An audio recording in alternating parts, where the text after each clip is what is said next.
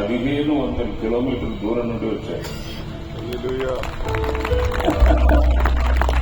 అంటే తమిళ్ భాష మాట్లాడుతున్న ఒక పాస్టర్ ఏం జరిగింది ఒక నిమిషం చెప్తా. కొత్తగూడెం మీటింగ్ లో శంక్ అను ఒక వ్యక్తిని పేరు పెట్టి పిలిచారు. శంక్, ఈయన పేరు కూడా శంక్.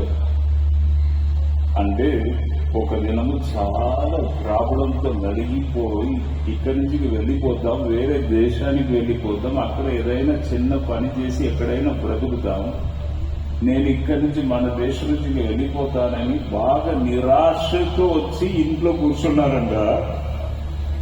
ఆటోమేటిక్ యూట్యూబ్ ఓపెన్ అయిందంట.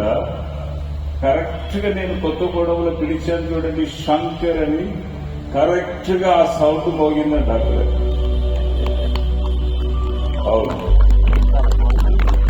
శంకర్ శంకర్ అనగానే దిక్కున నేర్చుకుని ఎవరయ్యా నన్ను పిలిచేది,